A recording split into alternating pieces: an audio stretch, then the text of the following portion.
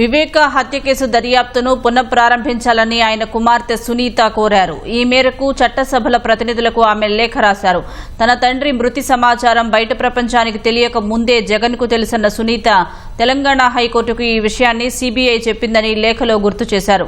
కానీ ఆ కోణంలో విచారణ చేయకుండా దర్యాప్తును నిలిపివేసిందని వాపోయారు. హత్య జరిగి 6 ఏళ్లు దాటిపోయిందన్న వివేక కుమార్తె న్యాయం కోసం తన తండ్రి ఆత్మ క్షోభిస్తోందన్నారు.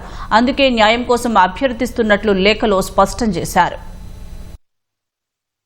వైఎస్ వివేకానందరెడ్డి హత్య కేసు దర్యాప్తును పునఃప్రారంభించి దాన్ని పూర్తి చేసేలా సీబీఐపై ఒత్తిడి తేవాలని ఆయన కుమార్తె నర్రెడ్డి సునీత చట్టసభల సభ్యుల్ని కోరారు. వివేక మృతి సమాచారం బయట ప్రపంచానికి తెలియడానికి చాలా సమయం ముందే జగన్ కు తెలుసని, హత్యలో పాల్గొన్న వారితో కీలక నిందితులైన అవినాష్ రెడ్డి నిరంతరం సంప్రదింపులు జరిపినట్లు ఫోన్ కాల్ డేటా రికార్డుల విశ్లేషణ ద్వారా వెల్లడైందని గతంలో తెలంగాణ హైకోర్టులో సీబీఐ చెప్పిందని గుర్తు చేశారు. అయినా ఆ కోణంలో విచారణ చేయకుండానే కేసు దర్యాప్తును అర్ధాంతరంగా నిలిపివేసిందని ఆవేదన వ్యక్తం చేశారు. ఈ హత్య వెనుకున్న అసలు కుట్రదారులెవరో తేల్చకుండానే దర్యాప్తు ముగిసినట్లు ప్రకటించేసిందని వాపోయారు. ఈ నేపథ్యంలో సీబీఐ మళ్లీ దర్యాప్తు ప్రారంభించేలా డిమాండ్ చేయాలని కోరుతూ దేశంలోని అందరూ ఎంపీలు, ఆంధ్రప్రదేశ్లోని ఎమ్మెల్యే, ఎమ్మెల్సీలు, వివిధ రాజకీయ పక్షాలకు ఆదివారం ఆమె బహిరంగ లేఖ రాశారు. న్యాయం కోసం తాను చేస్తోన్న పోరాటానికి అండగా నిలవాలని కోరారు. రాఖీ పౌర్ణమి సందర్భాన్ని పురస్కరించుకొని ఒక సోదరిగా తాను మద్దతు కోరుతున్నానని ఆ లేఖలో సునీత వివరించారు.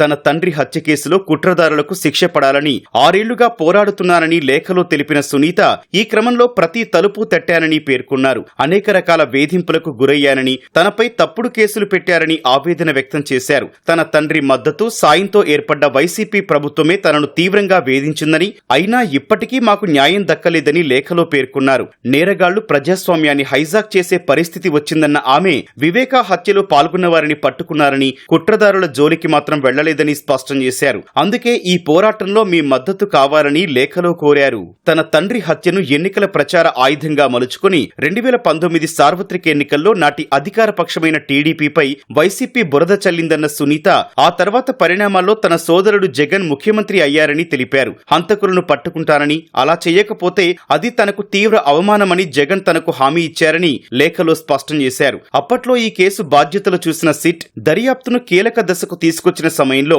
దాన్ని జగన్ మార్చేశారన్న సునీత సీబీఐ దర్యాప్తు కూడా అవసరం లేదని, అలా చేస్తే అవినాష్ రెడ్డి పార్టీ మారిపోయే అవకాశం ఉందని తనతో అన్నారని లేఖలో పేర్కొన్నారు. దీంతో వారు నాకు న్యాయం జరగకుండా చేస్తున్నారని అప్పుడే స్పష్టమైందని తెలిపారు. హత్య జరిగి 6 ఏళ్లు దాటిపోయిందన్న వివేక కుమార్తె న్యాయం కోసం తన తండ్రి ఆత్మ క్షోభిస్తోందని వాపోయారు. సాక్షి టీవీ ఛానల్లో వివేకానందరెడ్డి గుండెపోటుతో చనిపోయారంటూ తొలుత ప్రసారం చేశారని, తాను పులివెందులకు చేరుకొని చూసేసరికి తండ్రి శరీరంపై గాయాలున్నాయని తెలిపారు. అవి కనిపించకుండా బ్యాండేజీలు చుట్టేశారని, వాటి గురించి ప్రస్తావిస్తే మాట మార్చేసి టీడీపీపై నిందలు మోపారని లేఖలో పేర్కొన్నారు. సీబీఐ దర్యాప్తునకు వైసీపీ ప్రభుత్వం అనేక ఆటంకాలు కలిగించిందన్న సునీత అధికారులపై తప్పుడు కేసులు పెట్టింది. వైఎస్ అవినాష్ రెడ్డి అరెస్టుకు రాష్ట్ర పోలీసులు సహకరించలేదని, ఈ నేపథ్యంలో మీ మద్దతు అభ్యర్థిస్తున్నానని లేఖలో కోరారు.